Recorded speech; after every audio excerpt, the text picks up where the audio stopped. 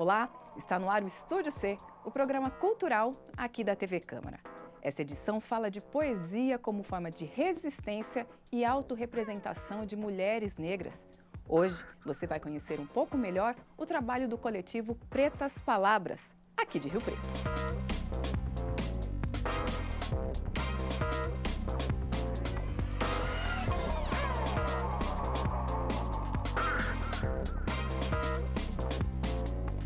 E aqui comigo, duas representantes do coletivo, Maiara Isis e Silane Souza. Muito obrigada pela presença de vocês. A gente que agradece. Eu começo a primeira pergunta para a Maiara. Conta pra gente, Maiara, para quem ainda não conhece o coletivo. O que é o Pretas Palavras? Como vocês definem o coletivo, objetivos e como nasceu o grupo? O grupo ele teve sua sementinha plantada no final de 2014. Nós participamos de um movimento chamado Mulheres em Luta, um movimento feminista aqui da cidade. E aí aconteceu um sarau chamado Mulher Negra Tem História, no novembro de 2014. Em julho, na comemoração do 25 de julho, né, Dia da Mulher Negra Latino-Americana e Caribenha, ocorreu um sarau, no Sarau do Brado, uma casa aqui da cidade, e nós nos reunimos para fazer um sarau exclusivamente de mulheres negras que participavam do núcleo de mulheres negras desse movimento. E naquele momento, a gente intitulou Sarau das Pretas. E a partir daí a gente começou a se reunir, participar de alguns eventos sobre essa alcunha de Sarau das Pretas. No final do ano a gente fez a abertura do Albará Centro Cultural e participamos de atividades no SESC e assim foi se desenvolvendo. Desde o início, a ideia principal é o protagonismo poético das mulheres negras. Então, sempre só mulheres negras se apresentam com a gente, né? Quando a gente abre alguns eventos aí, a gente abre o microfone para homens e mulheres, negros e não negros, mas formando com a gente sempre mulheres negras para dar o protagonismo da nossa voz. E aí, o ano passado, a gente passou por uma reformulação e passamos então para Pretas Palavras, que também era um dos nossos objetivos, destacar a nossa identidade latino-americana, porque nós temos mais duas outras integrantes, a Ana Cláudia Magalhães e a Yanelis Abreu Babi. E a Yanelis é cubana, e ela sempre trouxe para a gente essa afirmativa, que é um dos problemas também. O brasileiro não se reconhece enquanto latino-americano. E a população negra não se pensa como negro latino-americano. Então, trazer palavras ao invés de palavras foi também para reafirmar essa diretriz que a gente já trazia, porque a gente já se apresentava trazendo poemas os autorais, mas de mulheres negras da América Latina inteira.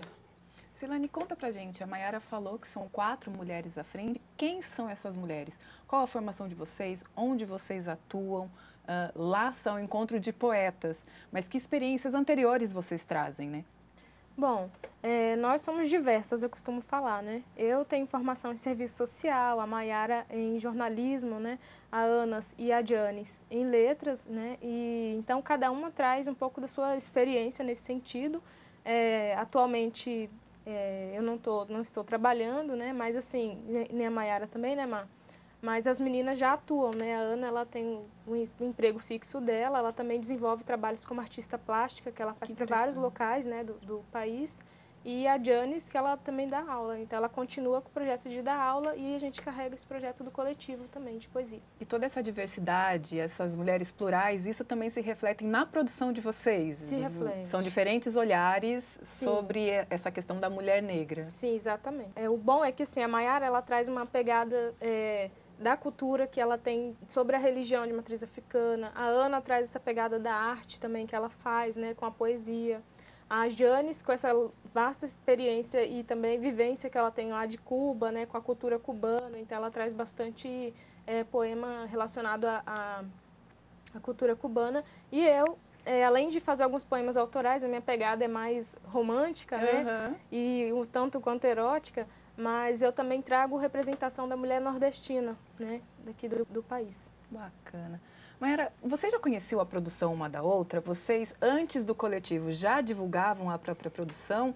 Ou como é que foi esse momento de expor a própria produção? Geralmente a gente fica meio inseguro do que quem vai ler o que eu produzo, ou de que é muito íntimo aquilo produzido. E ir para frente, sair para a rua, todo mundo junto, foi mais fácil? Foi um caminho, assim, né? Eu trabalho com poesia, com literatura faz um tempinho já, anterior ao coletivo. Eu brinco que eu escrevo desde que eu me lembro. Eu não consigo pensar um momento que eu não escrevi. Que começou, sim. Sei lá, eu lembro dos meus poemas com 10 anos. Não consigo lembrar. Entendi. De uma vida antes. De um momento. Mas é claro que o processo de expor e de se entender enquanto poeta, para uma mulher negra no Brasil, é ainda mais complicado. Então, se a arte já é um lugar muitas vezes renegado por toda a sociedade, que não é visto como um trabalho, não é visto como algo sério, é visto como um hobby, para a população preta é um outro lugar. Mesmo que a população preta muitas vezes é ligada às artes, ela é vista só como entretenimento, como algo para divertir o outro. E não como produção literária. E não como produção, ali, né? não como arte, né? Por exemplo, a gente fala sempre com a Ana Cláudia sobre artista plástica preta. Tem mulheres artesãs pretas incríveis, mas também existem artistas plásticas.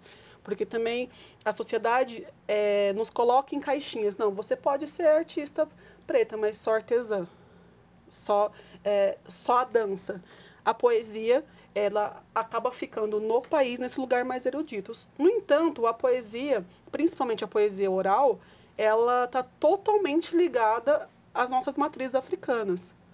A forma de se apresentar, a forma como se dá a linguagem oral na poesia, embora a gente basicamente só estude a versão ocidental, ela está totalmente arraigada nas culturas africanas. Então, houve sim uma imensa dificuldade. Eu já expunha algumas coisas, assim, eu tenho um blog há muitos anos, participava de um sarau aqui, um sarau ali, mas sim, quando a gente houve essa confluência de águas negras, assim, que a gente se juntou, foi dando coragem uma para outra. Entendi. Né? A Ana já começou a se apresentar em alguns lugares, eu me apresentava. A Si começou também timidamente. A Janis, por ser já da Letras como a Ana Cláudia, escrevia algumas coisas, mas nunca tinha se desafiado a escrever poesia. Ela brinca que ela foi escrever a primeira poesia em português. Olha só! Para depois escrever em espanhol. Para levar também, para dizer assim, não, eu faço isso aqui, isso que eu faço também é poesia. Então, essa junção, assim, sim, possibilitou que a gente acreditasse um trabalho numa da outra. E nos visse, né, principalmente para dizer que, embora a gente seja diverso, a gente se reconhece também na poesia uma da outra, né? Até isso que eu ia perguntar para a Silane, a gente falou da Janis aqui, no que vocês se aproximam, porque ela vem da realidade de um outro país, o que é muito semelhante e o que é de diferente? Como é que foi esse encontro, Silane? Então, foi um encontro maravilhoso, na verdade, né? Eu costumo pensar que super casou, tanto que o nome do coletivo ele faz referência a essa questão. Nós temos muita coisa em comum, no sentido de que são 4 mulheres negras, né? Todas passamos aí pela estrutura racista, né, desde que nascemos. Eu acho que diferença mesmo, assim, a gente não tem tantas, exceto essa questão, né, dela vir de um outro país, mas lá ela também sofre as mesmas questões de racismo, pela cor da pele dela, que é mais escura, pelo cabelo dela, que é crespo, né. No meu caso, há uma semelhança pela questão da religiosidade, embora ela seja de outra manifestação religiosa de fundo africano, mas tem as suas semelhanças, ela pertence à santeria. Então, no meu caso, já houve essa semelhança, e aí ela participava de movimentos que eu faço parte, do Maracatu Pedra de Raio, do Bará Afrocultural, então a gente já se encontrava ali. Mas também é muito interessante como experiências que a gente passou sobre pontos de vista diferentes.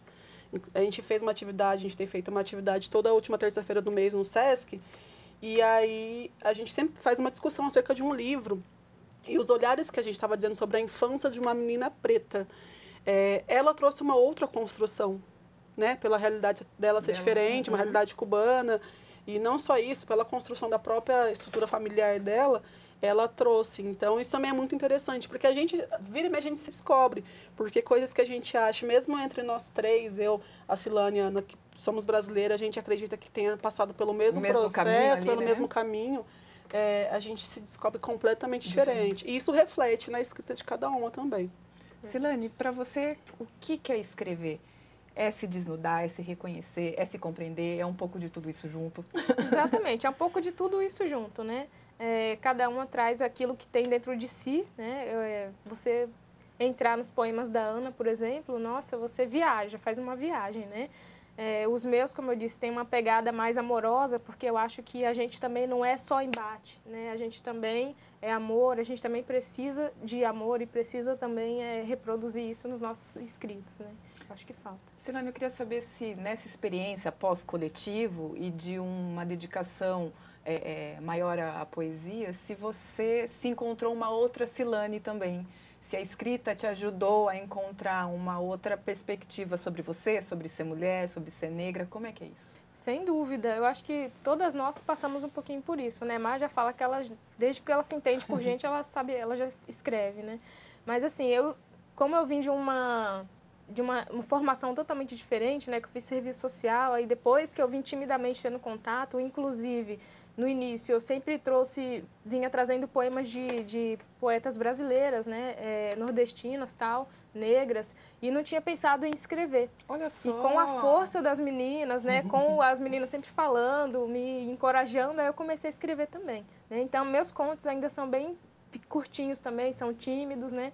Não lembro, assim, de cor, mas eu comecei a produzir e também me descobri uma poeta, né? Eu posso falar isso hoje. E o que foi mais difícil nesse processo? Será que, se é que eu posso usar essa palavra? Mas talvez o achar que, isso não é para mim, e de repente falar, não, posso sim, sou dona dessa palavra aqui também. Passou um pouco por isso, esse processo? Sim, passou sim. E primeiramente porque a gente não tem tanta referência, né? Igual a gente passa a nossa vida inteira sem ter acesso a escritores negros, né? Poetas negros e negras. Então, isso faz toda a diferença. Vim ter esse contato agora, depois que o grupo se firmou, né? Inclusive também desenvolvendo essas atividades no SESC, com a qual a gente sempre vem trazendo autoras negras de grande importância daqui da América Latina. Então, esse contato maior me possibilitou isso, né? Me reconhecer através disso. Mas, assim, até então eu achava que também eu não era possível. É porque a gente é muito negado isso para nós, né? Ter acesso à leitura, eu não gostava nem de ler, entendeu? Então, depois você passa a escrever, então é um passo, assim, muito grande. Bacana. Mayara, e como é que é alcançar o outro? Como é que é esse contato com o público? Porque até um dia você e seus poemas guardados. De repente você expõe nos saraus para todo mundo ver. Como é que é esse contato com o público? Esse seu poema chega... às vezes, na hora da produção, você estava com um sentimento e com uma expectativa que não é a mesma do público, a hora que ele lê ou ouve. Como é que esse encontro se complementam as visões ou vem interpretações completamente diferentes daquela que você estava no início? Como é que é essa troca? O processo se dá das duas maneiras e simultaneamente. Assim, quando eu era mais nova, eu tinha muito apego ao meu poema no sentido de não compreender que a partir do momento que ele sai, na verdade, ele já não mais me pertence. E aí, enquanto comunicação, é minha função comunicar bem. Então, assim, também não acho que o interlocutor, o ouvinte, quem está do outro lado, possa achar qualquer coisa. Pode, mas é meu dever, enquanto comunicação, comunicar da melhor forma possível. Mas é claro que os sentidos que isso provocará nele é a partir da bagagem que ele traz. Então, por exemplo, no meu caso, nesse dia que a gente fundou oficialmente o coletivo, na época com a Moçaral das Pretas, em 2015, eu falei uma poesia que chama Negra Margem, que mudou completamente a minha vida e a minha relação com quem estava ali, porque eu entendi para quem eu falava, por quem eu trazia na minha voz, porque houve, de fato, essa desconexão. Parece que se materializa ali tudo que estava escrito. Né? Ao mesmo tempo, assim, esse poema foi extremamente impactante no local que a gente estava. Em outras situações, assim, ele é sempre muito denso, muito pesado, tanto que eu não faço mais com tanta frequência.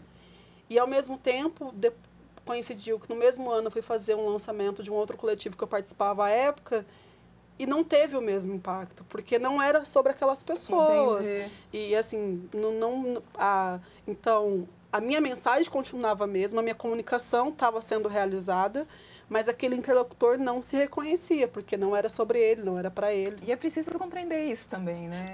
E entender também que existem já tantas outras vozes que não são sobre a gente. E falar sobre os nossos pontos de vista, eu não quero falar pelas mulheres negras. Não, eu quero que a minha voz chegue até elas e as encoraje a falar por elas. Mas a gente tem que lembrar isso também. A gente já tem séculos de vozes não negras falando e falando pela gente. Exato. Que uma das propostas também do coletivo é tirar o lugar de objeto da mulher negra. Se você pensar na literatura de modo geral, não só na poesia, como a mulher negra é retratada. Primeiro que ela não fala por si, né? É o outro que fala por ela, e esse outro não tem nada em semelhança com ela.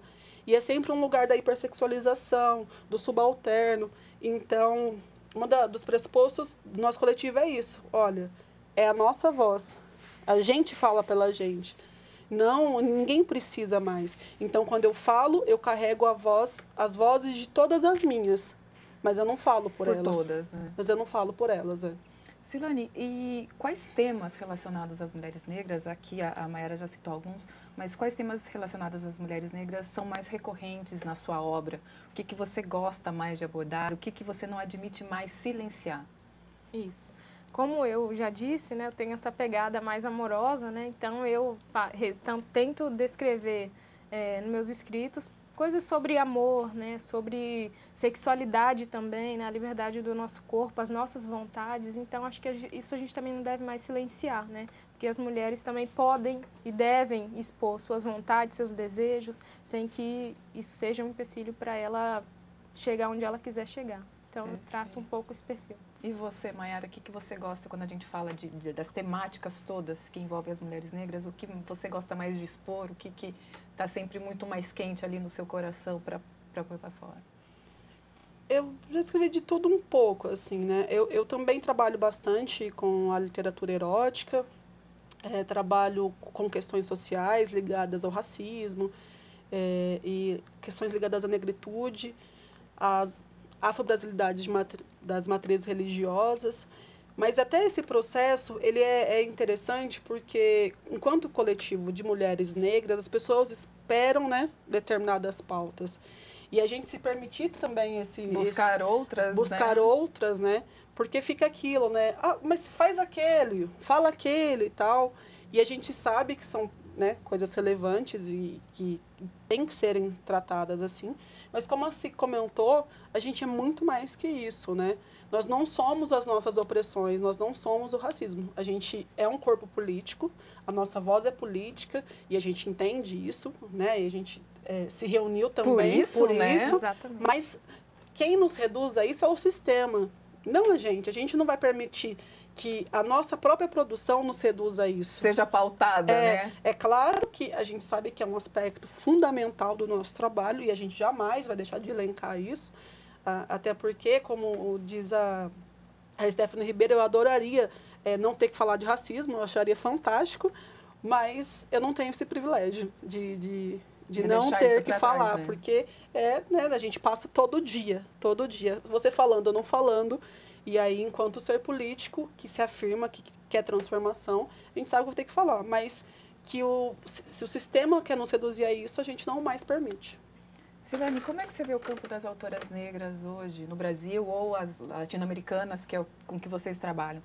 Elas vêm ganhando mais espaço, e esse espaço talvez venha sendo conquistado justamente pelos leitores negros que colocam essas vozes em evidência. Como é que você vê essa questão? Sim, acredito que sim, né? No caso, vem surgindo bastante coletivos também que procuram, né, essa questão de abordar autoras negras, e hoje elas vêm tendo um pouco mais de visibilidade, né? Chega de ficar guardadinha no armário, chega de ninguém conhecer, né? E, inclusive, a gente teve recentemente a Conceição Evaristo, né, que foi indicada ao prêmio lá, mas não conseguiu a cadeira, Academia Brasileira de Letras, né, mas infelizmente não conseguiu.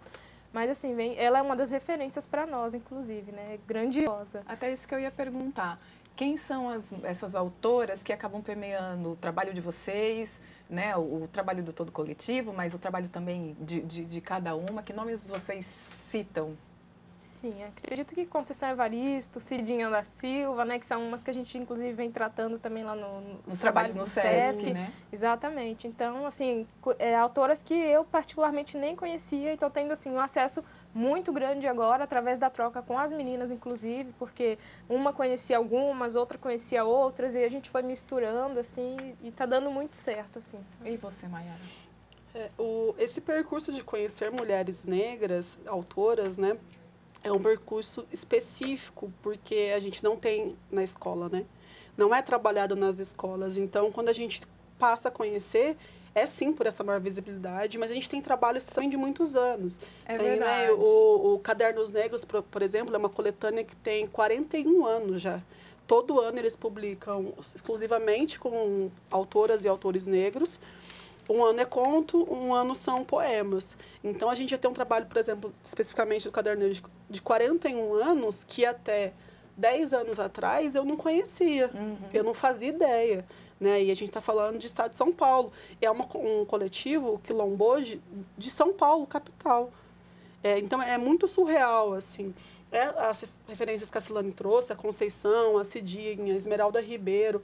E o movimento dos slams também, né, que são as competições de poesia, são as batalhas de poesia, também trouxeram um novo fôlego à poesia preta. Colocaram um lugar da popularização. Levou às escolas, por exemplo. Ao que o institucional não faz, de colocar nos seus currículos, ou coloca de forma muito superficial hoje em dia, né? O slam não, ele chegou pela sua aproximação com o rap e por esse diálogo mesmo com a batalha, com a competição, e ele trouxe, assim. Então, a gente tem poetas novas, por exemplo, que chegam antes ao público, né? Entendi. Mas aí, essas poetas novas, como a gente... Levam a gente às assim, origens. Peraí, né? Eu cheguei agora, se a gente pensar, por exemplo, uma Luz Ribeiro, enfim, infinitas poetas novas, elas trazem, assim como nós, para dizer, a gente não está inventando a roda, não. Pelo contrário, se a gente está aqui, é porque a Esmeralda estava lá, batalhando. Porque Carolina resistiu. Carolina Maria de Jesus estava lá fazendo também. Né? E foi uma autora premiadíssima que morreu na miséria. Veio do lixão, veio na miséria, passou um processo complicadíssimo. E naquela época já sofreu racismo, né? Sofreu muito racismo. Assim como a gente vem sofrendo. Então, esse processo de trazer, como eu disse, eu não falo por elas, mas eu sei quem eu trago. E eu preciso lembrar disso sempre, de que a minha voz só é possível estar aqui, a gente só está conversando porque Carolina resistiu lá. Porque Conceição não submeteu agora por exemplo, a não ganhar o prêmio porque não cumpriu cortes, literalmente. A academia é uma academia que foi fundada por um negro, que as pessoas esquecem que nem Machado de Assis era preto, né, que foi embranquecido pela história. Então, esse processo é um aprendizado para a gente, porque a gente também fica assim, gente, eu não acredito, como assim eu não conhecia essa autora? Como eu não li isso antes, né? Por que eu não li isso antes? Por que não chegou até mim? E é o nosso papel também de dizer o que eu faço é de quem veio muito antes. E para mim, né, principalmente pela minha religiosidade, nada é possível sem a minha ancestralidade. Seja a minha ancestralidade distante, um pouco mais distante, pensando nos meus orixás, na minha mãe, no meu ori, seja as minhas futuras ancestrais, como Conceição, que será minha ancestral, porque sem ela eu não faria o que eu faço hoje. Silane, como é que é o contato do público nas atividades que vocês realizam? Vocês realizam bate-papos, estudo de obras, os próprios saraus. Como é que é esse contato com o público? E quem é esse público que não só recebe o que vocês estão produzindo, e quem é também que sobe lá na hora do microfone aberto? Isso, assim, esse público, a maioria é mulheres, né, mesmo, e assim, é uma troca muito legal, porque toda vez que tem sarau, por exemplo, que o microfone é aberto, a gente tem diversas participações, né? Tanto que eu acho que elas se reconhecem e também são pessoas, inclusive, que escrevem, né? Mulheres, homens, eles sobem lá em cima e falam sua poesia autoral e estão aí desconhecidos também, né? Então, assim, o público é diverso, para te falar a verdade. É muito diverso, muito tanto diverso. De idade... De idade, de classe social, então, acho que é esse o caminho, né? Eu queria que você contasse um pouquinho, Maiara, como é que são as atividades que vocês realizam, onde quem quiser se aproximar do coletivo, como que pode fazer, onde que vocês estão, onde que encontram, redes sociais. A gente tem um trabalho paralelo ao Pretas também, cada uma constrói, né, A Si falou que ela é assistente social, a Ana também trabalhou na biblioteca e é artista plástica. Eu trabalho como produtora cultural também. E aí, a gente, na verdade, se reúne em eventos, em atividades, assim, para bate-papo, a gente faz saraus em escolas.